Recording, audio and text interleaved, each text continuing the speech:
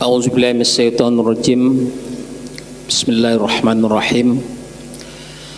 Alhamdulillahillazi qad akhraja nata'ijal bikri li arbabil hijah wa hatta anhum min sama'il a'li kulla hijabin min sahabil jahli hatta badat lahum syumusul ma'rifah ra'au mukhaddaratiha munkashifah nahmaduhu jalla alal in'ami bi ni'matil imani wal islam. Allahumma sholli ala sayyidina Muhammad wa ala ali sayyidina Muhammad, amma ba'd. Bapak-bapak, ibu-ibu, adik-adik sekalian sedang jamaah salat subuh yang dimuliakan oleh Allah Subhanahu wa taala. Langsung saja, adapun materi kita pada subuh kali ini adalah 3 fase di dalam kehidupan manusia. Saya akan mulai dengan suatu kutipan, coba sama-sama kita renungkan. Waladatska ummuka ya ibnu adama baqiya wan nasu haulaka yadhakuna surura fajahid linapsika antakuna isa bakau biyaumi mautika dohikan masruro. Wahai manusia, ketika ibumu melahirkanmu, engkau dalam kondisi menangis. Ada yang ketawa, Bu, ketika dilahirkan? Coba dulu. Wahai manusia, ketika ibumu melahirkanmu, engkau dalam kondisi menangis, ya. Sedangkan orang-orang yang ada di sekitarmu berbahagia, bergembira menyambut kelahiranmu. Betul? Fajahid linapsika antakuna izabakau, maka berjuanglah di dalam hidupmu untuk dirimu sendiri. Itu artinya beramal soleh untuk kita. Semoga nanti di akhir hayatmu, maka orang-orang yang ada di sekitarmu bersedih karena kepergianmu. Ini sangat luar biasa, Bapak Ibu, ya. Maka secara filosofis kutipan ini membawa arti di dalam kehidupan kita. Setidak-tidaknya kita akan menjalani 3 fase di dalam kehidupan kita. Yang pertama adalah fase awal kehidupan, fase ketika seseorang dilahirkan. Maka disinilah kedua orang tua membentuk karakter, membentuk sikap dan mentalitas anak. Innamal waladu yuladu alal fitrah, innama abawahuma yuhawwidanihi au yunassiranihi au yumajjisanihi. Sesungguhnya anak yang dilahirkan itu dalam kondisi fitrah. Apa makna fitrah di sini? Bersih, suci, tanpa membawa noda sedikit pun.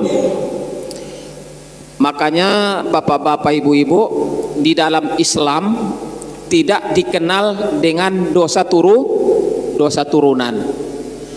Maka sejahat apapun kedua orang tua, sebejat apapun kedua orang tua, semaksiat apapun kedua orang tua, maka tidak berpengaruh kepada anak yang dilahirkan. Ingat itu, ya.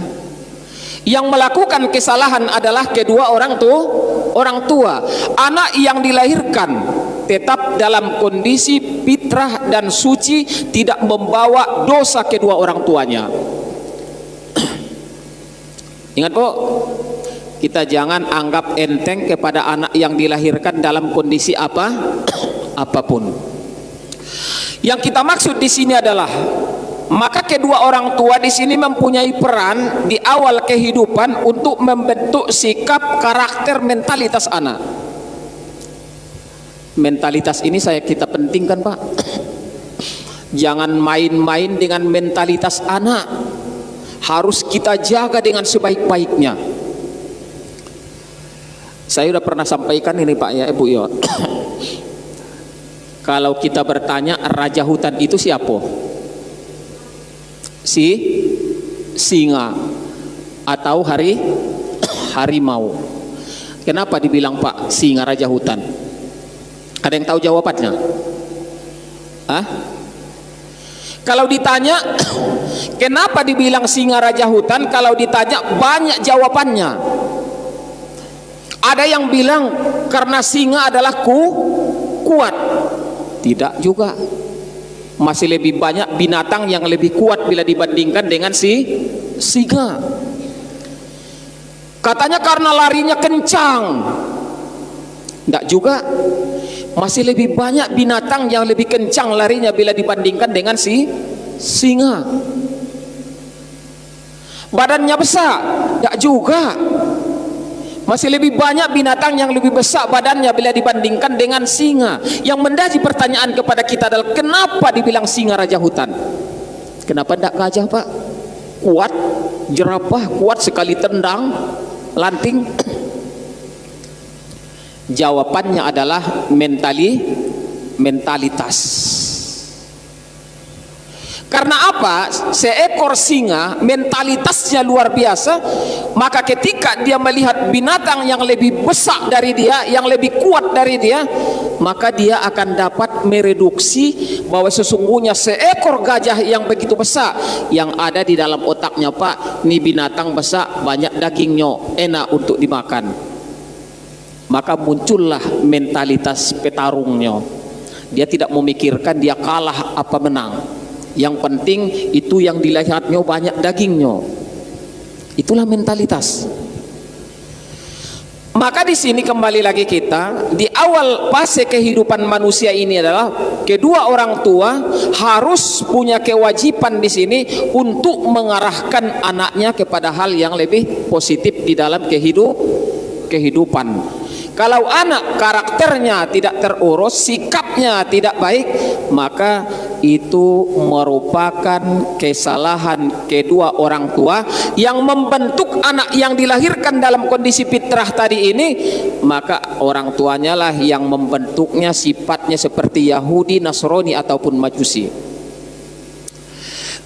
Ya, itu yang pertama, Bapak-bapak, Ibu-ibu yang dimuliakan oleh Allah Subhanahu wa taala. Yang kedua, kita persingkat.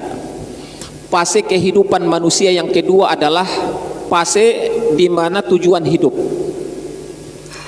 Allah Subhanahu wa taala sudah membimbing kita di dalam Al-Qur'an. Setidaknya di dalam Al-Qur'an ada 5 tujuan hidup manusia.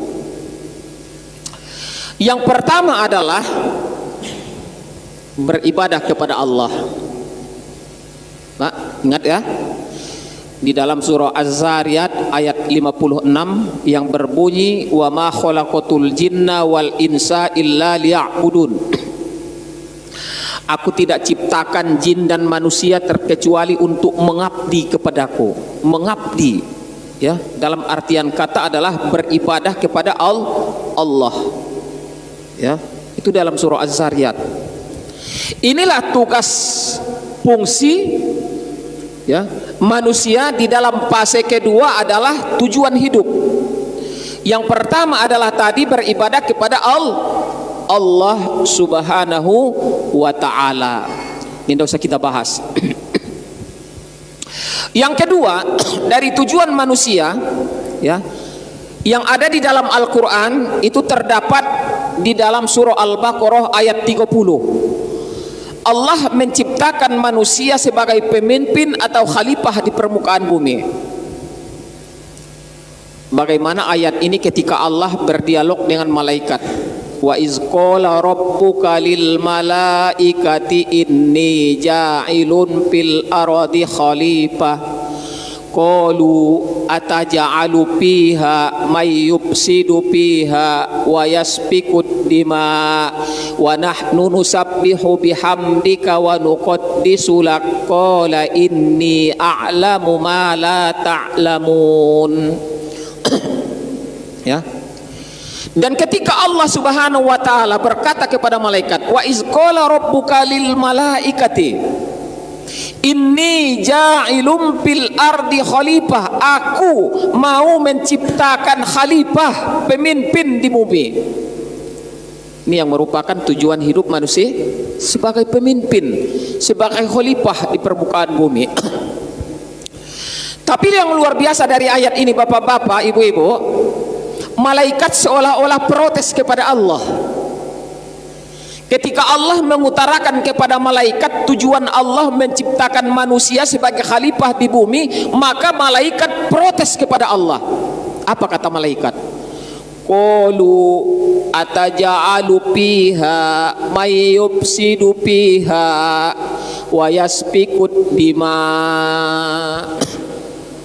Malaikat berkata kepada Allah, adakah engkau menciptakan khalifah di mana mereka kerjaannya apa Bapak? Apa Bu? Wa yasfikut dima, ya, bertumpahan darah, membuat kerusakan. Qalu ataj'alu fiha may yufsidu fiha, engkau ciptakan manusia di mana mereka membuat kerusakan di bumi dan melakukan pertumpahan darah, padahal manusia belum diciptakan. Bapak-bapak, ibu-ibu, dari mana malaikat tahu? Betul tidak? Siapa yang buat kerusakan, Pak? Hah? Siapa yang buat kerusakan, Bu? Hutan rusak gara-gara siapa? Lingkungan rusak gara-gara siapa? Ekonomi rusak gara-gara siapa? Hukum rusak gara-gara siapa? Semua adalah karena ulah tangan jahil manusia. Zoharal fasadu fil barri wal bahri bima kasabat aidin nas. Ternyata prediksi malaikat itu benar, Pak. Hukum kita rusak gara-gara siapa? Maling teriak maling, ya. Ya kita anggap pemberantasan korupsi, ternyata dia yang hebat korupsi juga. Betul tidak? Bapak berapa kilo Mas dapat tuh? Sekalinya lamonian diproses, tinggal perangkasnya belah kosong. Yang merusak hukum kita manusia, yang merusak ekonomi kita manusia, yang merusak sendi-sendi sosial kita semuanya manusia, yang merusak lingkungan kita manusia, yang merusak hutan kita manusia, yang merusak sungai manusia, semuanya manusia yang membuat kerusakan. Belum lagi pertumpahan darahnya. Yang berperang siapa, Pak? Ya, seganas-ganasnya harimau ataupun singa tadi itu, apakah mereka pernah merusak hutan? Ya. Kenapa harimau keluar dari sarangnya? Kenapa singa keluar dari sarangnya? Kenapa monyet-monyet keluar dari hutan? Siapa penyebabnya? Adalah manusia. Kembali kepada manusia itu juga, Bapak Ibu. Ternyata beringas sekali manusia ini. Betul? Gajah keluar dari hutan. Karena apa? Tempat mereka sudah diusik. Monyet sekarang, Bapak Ibu, ikut-ikutan di pinggir jalan sekarang minta-minta kepada manusia yang lewat. Betul tak? Bukan manusia yang sekarang ini yang minta-minta di pinggir jalan, Bu. Ya, monyet lah pintar sekarang minta-minta. Mobil lewat, tangan itu nah.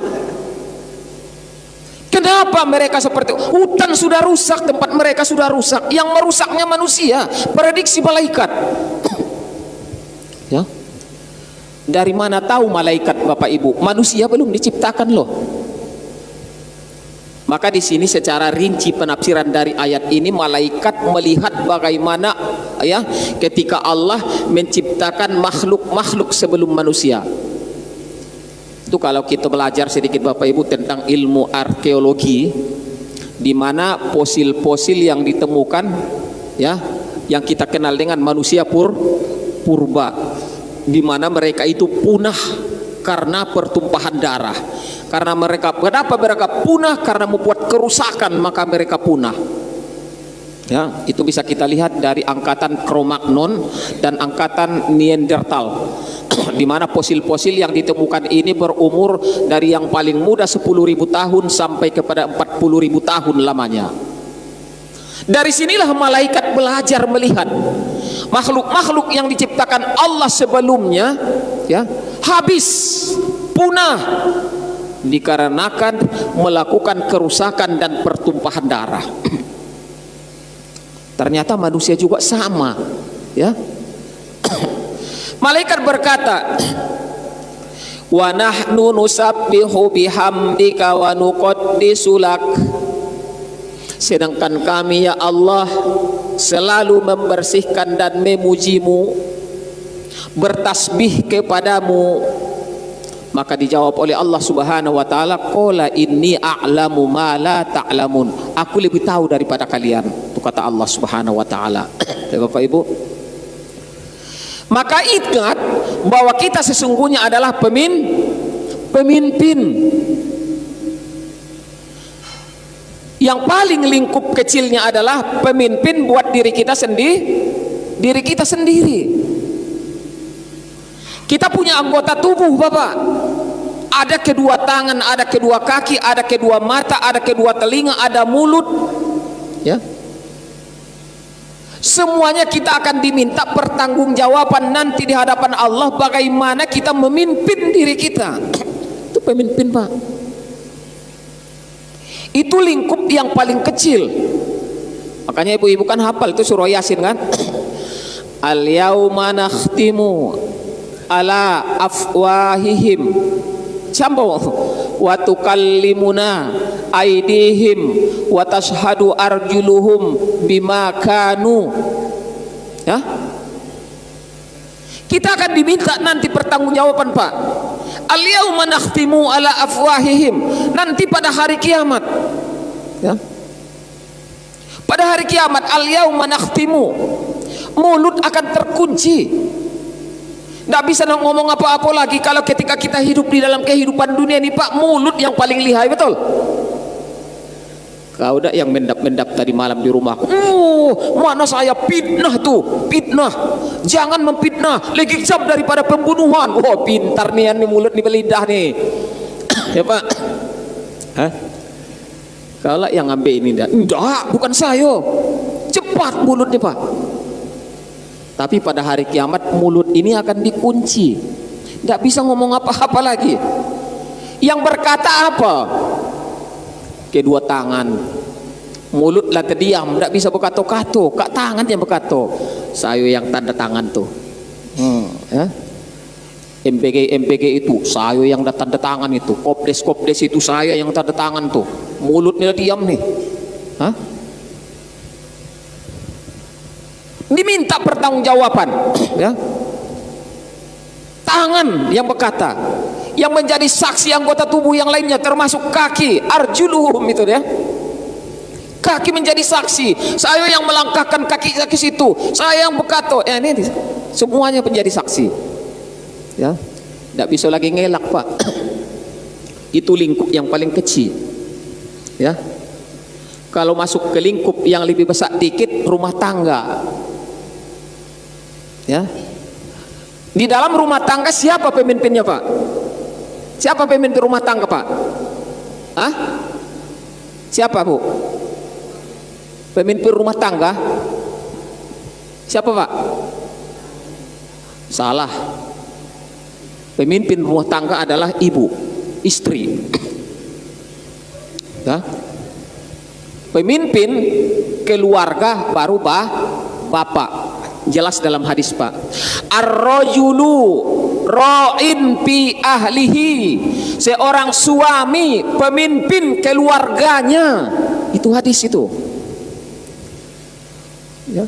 Wa kullukum man ra'in an ra'iyatihi, dan setiap suami itu akan ditanya bagaimana dia memimpin keluarganya. Wal mar'atu ra'iyatun fi baiti zaujiha, dan seorang istri adalah pemimpin di dalam rumah tangga suaminya. Jadi yang pemimpin dalam rumah tangga itu ibu, bukan bapak.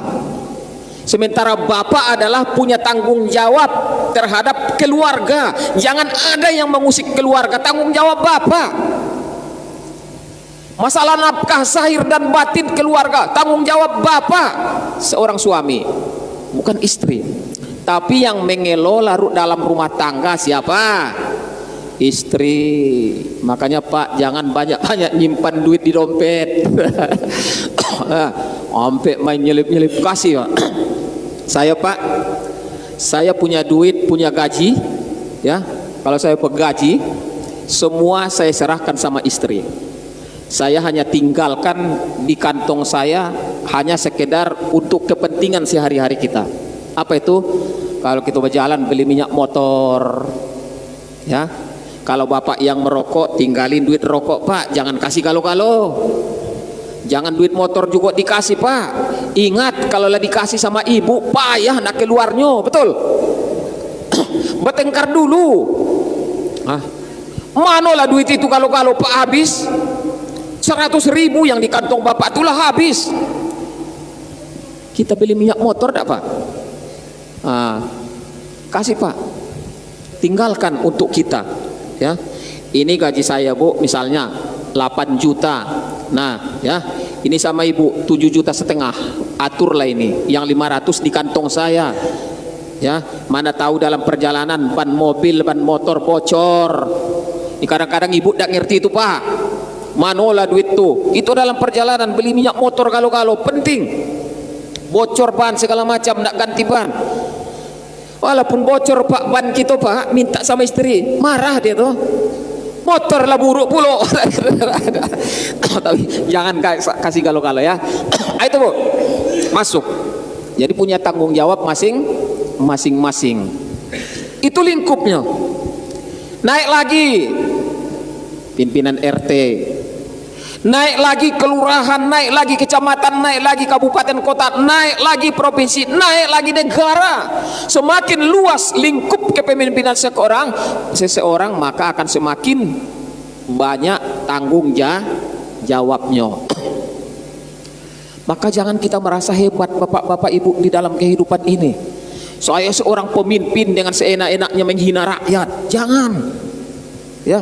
Suatu saat akan terjelembab dengan gara-gara ucapan kita. Suatu saat kalau kita merasa sombong akan terjatuh. Allah tidak payah Pak menjatuhkan seseorang itu Bu, ya. Sebentar itu. Kalau Allah berkehendak sebentar, lenyap semuanya. Ada sebuah kisah ini yang sangat luar biasa Bu. Waktu itu saya masih ingat tuh, waktu kelas 3 di Pondok Pesantren Mustofawiyah, ada sebuah kitab kecil yang bernama Qiraatur Rasyidah, ya, bacaan-bacaan yang membuat petunjuk kepada kita. Rasyidah, bacaan-bacaan yang membuat kita menjadi pelajaran lah buat kita. Bagaimana? Ada kisah di sini, ada kisah, ya, yang kuat, ada kisah yang lemah di sini. Seperti yang saya sampaikan tadi itu Pak, seekor singa tadi itu. Ini kisah dari seekor singa, Al-Asadu wal-Pa'ru, di dalam judul dari bahasan itu, ya. Al-Asadu wal-Pa'ru, seekor singa dan tikus. Jauh dah bedanya Pak? Jauh dah bedanya Bu. Siapa yang paling kuat Pak antara singa dan tikus? Bu, siapa paling kuat? Secara kasat mata, secara logika yang paling kuat adalah singa. Tapi coba kita lihat cerita itu. Pada suatu hari, ya, ada seekor tikus ya, yang sedang berlari-lari kegirangan di hutan tuh. Tanpa dia sadari ternyata dia masuk, ya, ke sarang singa yang sedang tertidur. Sedang asik dia berlari-lari, ternyata ada seekor singa yang lagi tertidur, maka dia lewat di sampingnya, membuat singa ini terkejut dan terbangun. Marah dah kira-kira Pak singa tadi itu yang terusik, raja hutan kan? Marah dah kira-kira Pak. Marah dah kira-kira bu? Marah sekali sehingga terbangun terkejut gara-gara gangguan tanpa disadari oleh tikus tadi itu, terbangun marah. Maka tikus pun minta maaf karena dia tidak sengaja. Ya, maaf Tuan, maaf Raja, maaf Paduka, saya tidak sengaja. Kalau saya tahu Tuan sedang tidur di sini, saya tidak akan ganggu. Ngamuk singa pak. Apa kata singa? Kalau saya matikan kau, maka busuk, bau, seperti sifatmu bau. Ya. Kalau saya makan kau, tidak buat saya juga kenyang. Kecil nian kau, bau pula, busuk pula lagi. Jangan Tuan, lepaskan saya Tuan. Maka singa itu merasa iba sedikit, pergi sana. Sekali lagi jangan ganggu-ganggu tidur saya. Maka seekor tikus tadi itu pak, yang lemah, yang dianggap kotor jorok, pergi dengan kegirangan. Selamat. Selang beberapa hari, ya, ternyata ketika singa ini keluar dari sarangnya, maka masuk dalam perangkap orang yang sedang berburu binatang buas. Masuk dalam jeratan pak, meronta, menjerit, mengaum, mengeluarkan semua tenaga, ternyata tidak bisa lepas. Meraung-raung di hutan itu, yang pada akhirnya kedengaran sama seekor tikus tadi itu pak. Suara dari mana ini? Maka dicarilah sumber suara tadi itu. Ternyata yang kena jerat, yang kena perangkap adalah seekor singa yang dia ganggu lagi tidur, ya, yang menyelamatkannya. Maka apa kata tikus tadi itu bu? Ya, Tuan, jangan mengaum lagi, jangan marah lagi, tenangkan diri Tuan. Saya akan berusaha dengan sekuat tenaga untuk melepaskan Tuan dari jerat para pemburu ini. Hebat dah tikus itu pak. Apa kata singa tadi pak? Tikus kecil, kotor, lemah. Saya aja kuat seperti ini, tidak mampu melepaskan diri saya dari jeratan pemburu ini. Apalagi kau yang kecil, lemah, bau, busuk.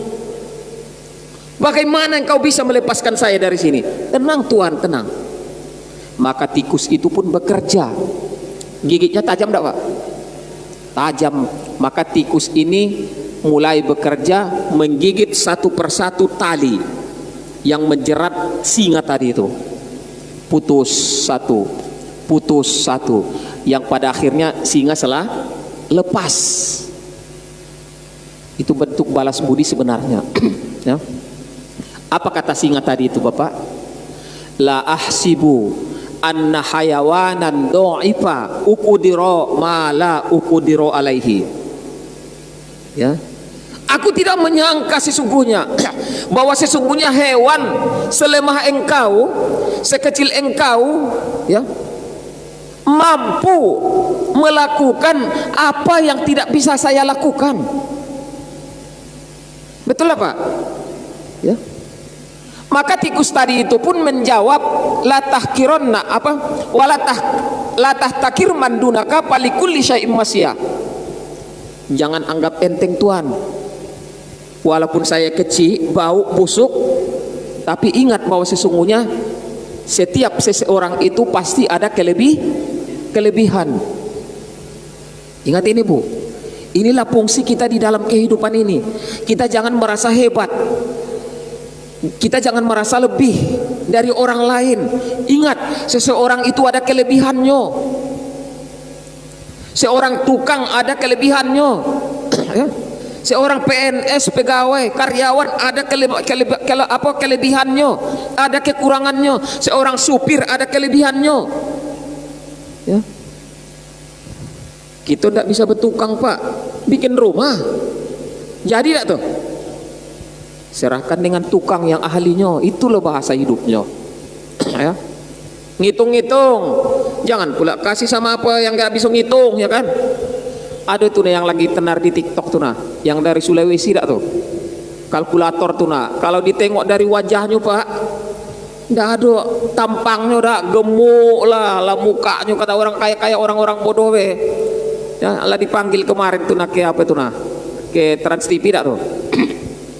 Yang iya Trans TV dah.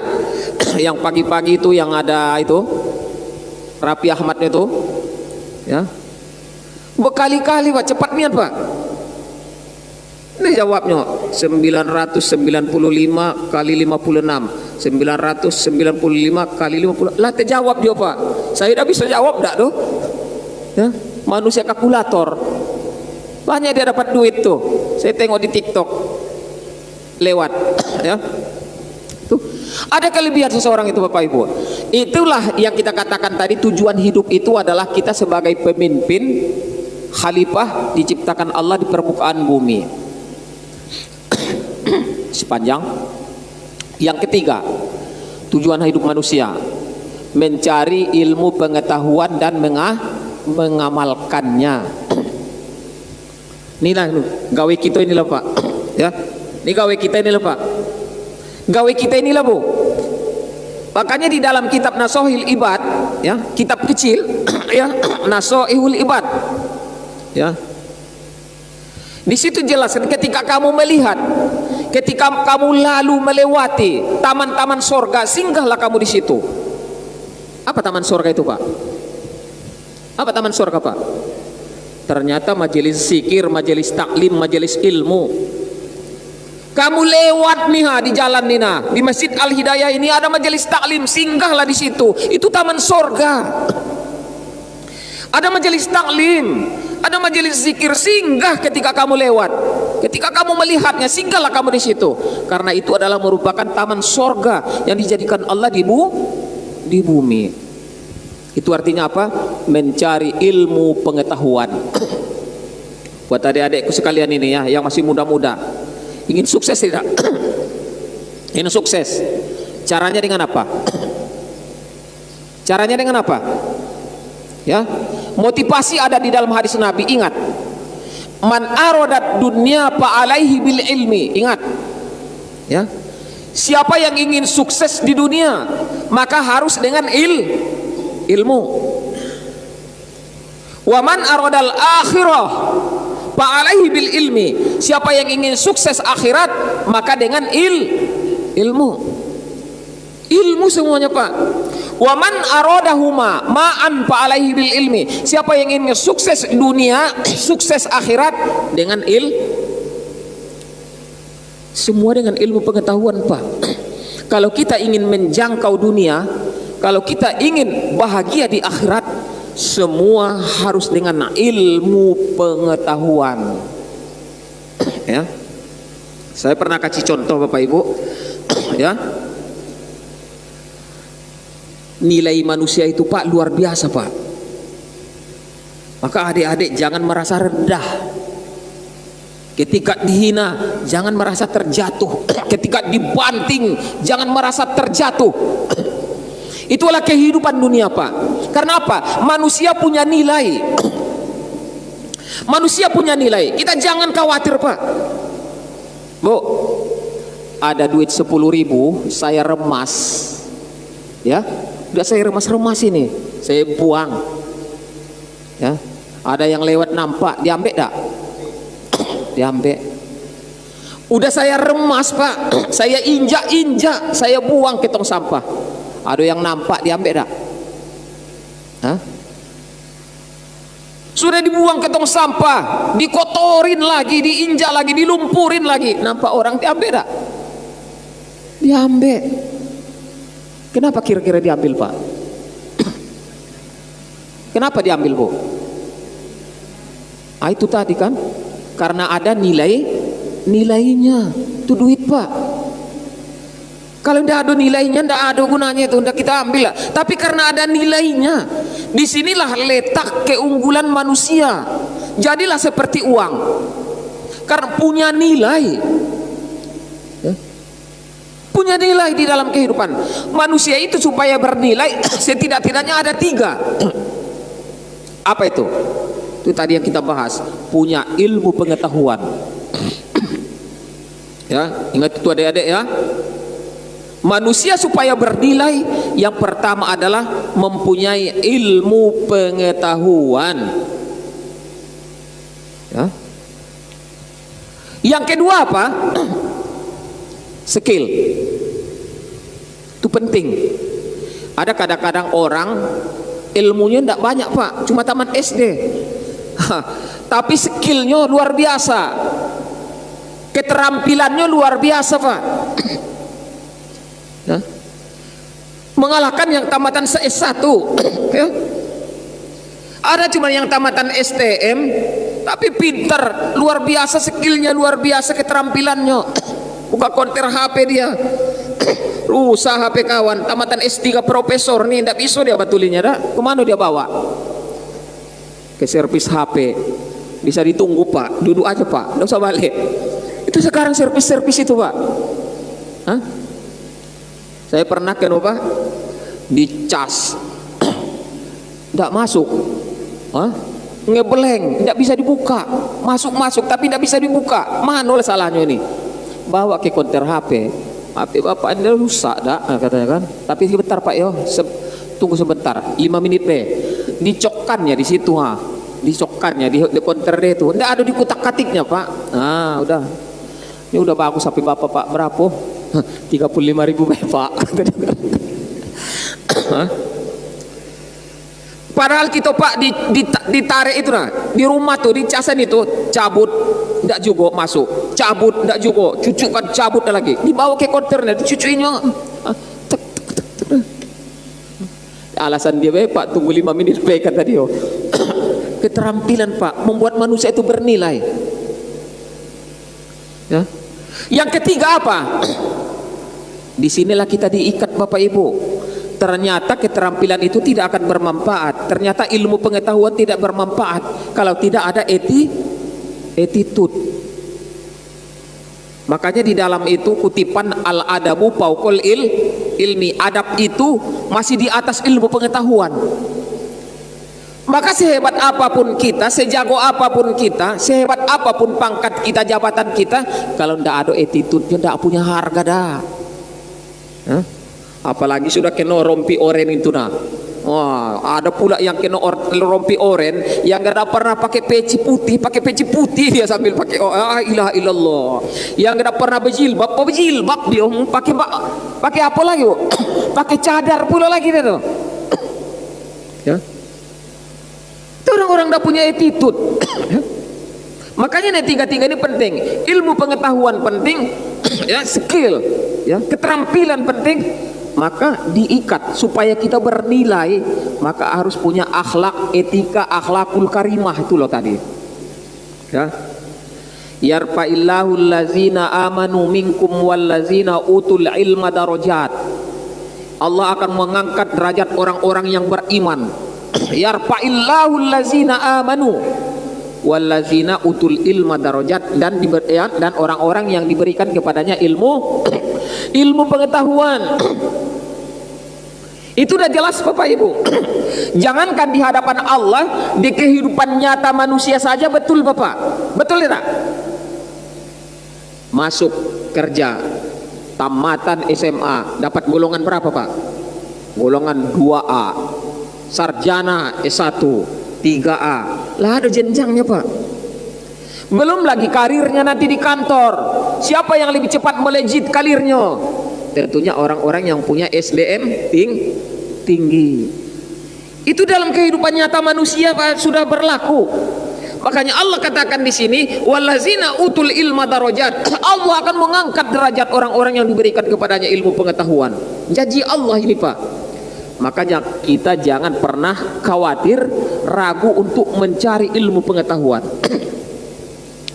Jangan pula dapat ilmu, udahlah, kaget lah ngamalkannya itu. Ya, umur masih muda, tunggu dulu 50 tahun ke atas, ya. Makanya di dalam tujuan hidup manusia tadi itu saya katakan yang ketiga adalah mencari ilmu pengetahuan dan mengamalkannya. Jangan ketika kita mendapatkan ilmu pengetahuan tidak diamalkan. Al ilmu bila amalin kasyajari bila samarin. Ilmu yang tidak diamalkan bagaikan pohon kayu yang rindang. Subur pak. Hah? Subur. Pohon kayu yang rindang subur. Banyak daunnya, banyak dahannya. Akan tetapi tidak berbuah. Manfaat ada pak? Manfaat ada. Paling-paling untuk tempat berteduh. Itulah ilmu pengetahuan. Ya. Manfaat ada kira-kira pak? Manfaat, tapi dikit. Ya. Cuma dijadikan tempat berteduh. Sampahnya kemana-mana, bertaburan di mana-mana. Ya, itu kayu-kayu yang rindang di pinggir jalan tuh, sibuk tukang sapu setiap hari nyapuinya. Paling-paling kalau lagi panas tempat berteduh weh. Begitulah ilmu pengetahuan kalau kita capai, kalau kita raih, kalau kita pelajari tidak diamalkan dalam kehidupan nyata kita Bapak Ibu. Ya. Tapi setidak-tidaknya orang yang mempunyai ilmu itu ada manfaatnya. Nah, kayak lilin juga Bapak Ibu. Lilin itu nah habis badannya. Ya, habis hancur dia tuh. Yang penting orang terang. Ada tidak manusia model ini? Aduh,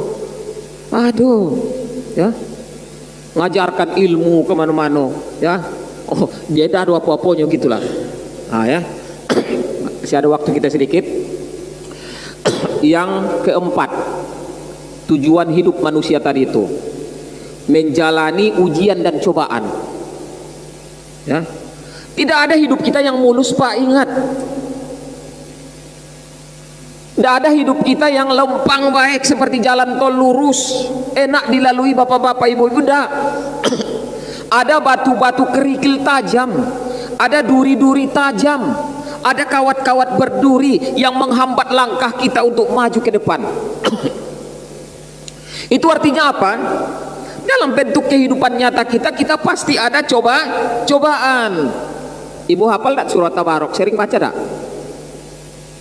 Tabarakalladzi biyadihil mulku wa huwa ala kulli syai'in qadir. Ayat keduanya, allazi khalaqal mauta wal hayata liyabluwakum ayyukum ahsanu amala. Allah yang menciptakan mati dan hidup. Ya. Allazi khalaqal mauta wal hayata liyabluwakum, yang memberikan cobaan kepada kamu, cobaan hidup. Tidak ada jalan yang mulus pak. Tapi ketika Allah berikan ujian dan cobaan kepada kita, apakah seperti di ujung ayat ini? Liyabluwakum ahsanu amala. Ya, semakin baik amal ibadah. Allah beri cobaan kepada kita, tiada jalan yang mulus. Supaya apa? Supaya semakin kita kuat untuk beribadah, supaya semakin baik ibadah kita. Itulah tujuannya cobaan itu Bapak Ibu. Bukan untuk menyengsarakan kita, tapi kadang-kadang kita di dalam kehidupan ini, wa iza amna alal insani aqrado wa na'a bijanibihi wa iza masyau syarru kana ya'usa. Ketika kamu berada di atas angin hebat, jadi pejabat sombong. Wa isa'an amna alal insani, Allah memberikan nikmat kepada kamu, aqrodo wa na'a bijanibi, berpaling dari Allah, sombong, takabur, dia yang merasa hebat, berada di atas angin. Wa iza masyau syarru kana ya'usa, tapi ketika Allah berikan cobaan kepada dia, Allah cabut nikmat tadi itu Bapak Ibu. Jabatan hilang, harta hilang, ya, darah biru hilang, terjelembab, jatuh, ya, yang tadinya di ujung tanduk terjatuh, sakit benar pak, ya, dia berputus asa. Itulah sifat manusia. Ketika berada di atas angin hebat, tapi ketika Allah cabutkan tadi itu nikmat itu, Allah jatuhkan dia berputus asa. Bahkan di dalam ayat yang lain, fazu du'ain aridin, di situ dia lagi mulai berdoa pak, Kalau dulu waktu miskin rajin datang ke masjid, mohon pada Allah, rajin tahajud, ya Allah berikanlah rezeki yang luas ya Allah. Allah berikan perlahan-lahan rezeki, karirnya perlahan-lahan meningkat. Tapi dia lupa kepada Allah, Allah cabut lagi, barulah dia pasu duain aridin, berdoa lagi, mulai datang lagi ke masjid, mulai lagi bangun tengah malam, berdoa lagi panjang-panjang, ya Allah kembalikanlah apa yang hilang ya Allah. Itulah sifat manusia itu Pak.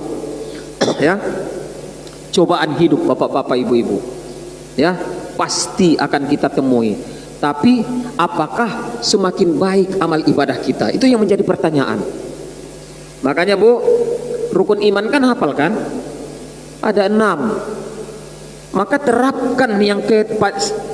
Maka terapkanlah ini di dalam kehidupan nyata kita. Apa salah satunya yang terakhir, rukun yang iman yang ke-6? Percaya kepada qadar dan qadar tuh, qadar baik dan qadar. Kalau kita percaya kepada qadar dan qadar datangnya dari Allah, tanamkan dalam hati kita Pak, semua yang datang kepadaku merupakan kebaikan, kemurahan pada hal-hal yang lain yang berdampak di dalam kehidupan, semua datangnya dari Allah. Musibah datang Allah yang menentukan untuk menguji saya, untuk menguji iman saya, apakah saya mampu. Kalau saya akan kuat, maka derajat saya akan naik. Ya, semua datang dari Allah Pak. Walaupun nanti ada kajian-kajian lebih tingginya, kajian-kajian khususnya, apabila yang berbentuk kejahatan, maka katakanlah dari dirimu, betul loh. Jangan katakan dari Allah Bapak Ibu. Ma asobaka min hasanatin faminallah. Apa yang mengenai dirimu yang berbentuk dengan kebaikan datangnya dari Allah. Wa ma asobaka min sayyi'atin famin nafsik. Apa yang datang dari kejahatan yang berbentuk kejahatan, maka katakan itu dari dirimu. Betul Bapak Ibu? Ini kaji tauhidnya ini. Ya, semua qadar baik, qadar jahat itu memang datangnya dari Allah, sudah ketentuan Allah. Tapi apabila dia berbentuk kejahatan, maka katakanlah itu datangnya dari dirimu. Itu kaji tauhidnya Bapak Ibu. Contoh apa kira-kira? Contoh apa kira-kira? Kenapa engkau maling? Maling kota impak puluk lagi di masjid. Apa jawaban dia? Allah yang menentukan Pak. Allah yang disalahkannya Pak. Kenapa kau berbuat maksiat? Allah sudah menentukan, bukan kekuasaan saya Pak. La ilaha illallah. Apabila ada hal-hal yang seperti itu, maka katakanlah itu kesalahan dirimu. Paham Bapak Ibu? Masih ada 5 menit lagi ya. Terakhir, fase kehidupan manusia tadi itu ya. Fase yang terakhir adalah fase akhir kehidupan. Ya, ini kita kunci di sini. Fase akhir kehidupan ini apa? Fajahid linafsika antakuna izabakau. Maka beramallah untuk dirimu sendiri. Beramal ibadah, berjuanglah untuk dirimu sendiri. Ya, sampailah kita kepada fase akhir kehidupan. Biyau bimautika dohikan masrura. Ya, maka nanti di akhir hayatmu, maka orang-orang yang ada di sekitarmu menangis karena kepergianmu. Kalau di awal kehidupan, fase kehidupan tadi, ketika kita dilahirkan, kita menangis, orang yang ada di sekitar kita bergembira, berbahagia menyambut kelahiran kita, maka berusahalah di dalam kehidupan ini dengan sebaik-baiknya. Maka usahakan di akhir hayatmu, orang-orang yang ada di sekitar kita menangis karena kepergian kita, bukan berbahagia seperti awal kelahiran kita. Jangan Bapak Ibu ninggal si anu, innalillahi wa inna ilaihi raji'un, diumumkan dari masjid. Siapa yang meninggal? Alhamdulillah, bahagia orang. Jangan, innalillahi wa inna ilaihi raji'un, telah berpulang ke rahmatullah siang. Ya Allah, baru lagi tadi malam ketemu di pengajian, orang baik itu, netes air matanya. Usahakan seperti itu. Inilah fase akhir kehidupan manusia. Wa tazawwadu fa inna khairas sadit taqwa. Berbekal, ya, berbekallah kamu karena sebaik-baik bekal adalah takwa. Lah cukup. Dah. Dah ya Bu ya, sebentar lagi ya habis masuk waktu apa? Isra. Ya. Bahasa suruk, kalau di apa itu suruk terbit. Tapi dalam sholatnya jangan pakai suruk, salah. Isra ya, haram sholat pada waktu suruk, ingat itu ya, haram sholat pada waktu suruk, haram sholat ketika matahari terbit. Makanya namanya sholat Isra, bergeser dulu dikit matahari itu, jangan pas lagi terbit, haram hukumnya sholat. Maka tidak ada sholat sunat suruk, yang ada sholat sunat Isra. Ya, udah kita tutup apa ada lagi yang bertanya? Saya kasih waktu sedikit sebelum kita tutup. Silakan, ada mau tanya? Tidak ada? Jelas ya penjelasan. 3 fase kehidupan gitu aja. Ya. Ustaz ya. Menangis, lahir nangis. Ya tadi itulah 3 fase kehidupan manusia. Ketika kita dilahirkan, awal kehidupan. Fase awal kehidupan ketika kita dilahirkan dalam kondisi menangis. Sementara orang-orang yang ada di sekitar kita berbahagia menyambut kelahiran kita. Yang bapak cemas Bu, yang biasanya merokok nunggu istri melahirkan, habis rokok sebungkus, duduk bentar tidak tenang, tegak lagi. Tapi pas suara dengar anak, nangis, lega. Betul lah Pak? Itulah kami yang menunggu Bu. Ibu berjuang hidup dan mati, tapi kami yang menunggu cemas, tapi masih bisa merokok. Ya, tengahnya adalah tujuan hidup. Itu fase kedua, tujuan hidup. Itu tadi pajahid linapsika, berjuang di dalam kehidupan kita. Maka fase terakhirnya adalah usahakan air hayatmu orang yang menangis, bukan kita lagi yang menangis karena kepergian kita. Itu kesimpulannya. Doa Ustaz. A'udzubillahi minasyaitonirrajim. Bismillahirrahmanirrahim. Alhamdulillahirabbil alamin wassalatu wassalamu ala asyrofil anbiya'i wal mursalin wa ala alihi wa sahbihi ajmain. Allahumma shalli ala sayyidina Muhammadin tibbil qulubi wa dawaiha wa afiyatil abdan wa shifaiha wa nuril absari wa diyaiha wa ala alihi wa sahbihi wa barik wa sallim. Ya Allah ya Rahman ya Rahim, ampunilah dosa-dosa kami ya Allah, dan dosa-dosa kedua orang tua kami, dan dosa-dosa kaum muslimin wal muslimat rahmatika ya arhamar rahimin. Ya Allah ya Rahman ya Rahim, jadikanlah pertemuan kami ini ya Allah menjadi pertemuan yang engkau rahmati, dan jadikanlah nanti ya Allah perpisahan kami menjadi perpisahan yang maksum dari dosa-dosa ya Allah. Rabbana zalamna anfusana wa illam taghfir lana wa tarhamna lanakunanna minal khasirin. Rabbana atina fid dunya hasanah wa fil akhirati hasanah wa qina azabannar. Da'wahum fiha subhanakallahumma wa tahiyyatuhum fiha salam wa akhiru da'wana alhamdulillahi rabbil alamin. Taqabbalallahu minna wa minkum taqabbal ya karim. Subhanakallahumma wa bihamdika asyhadu an la ilaha illa anta astaghfiruka wa atubu ilaik. Wabillahi taufik wal hidayah. Assalamualaikum warahmatullahi wabarakatuh. Waalaikumsalam warahmatullahi wabarakatuh. Terima kasih Pak Ustaz sudah kajian subuh kita pagi hari ini. Dan akhirnya kita mari mengucapkan alhamdulillah. Alhamdulillahirabbil alamin. Kajian subuh kita selesai. Semoga bermanfaat. Saya dengan wassalamualaikum warahmatullahi wabarakatuh.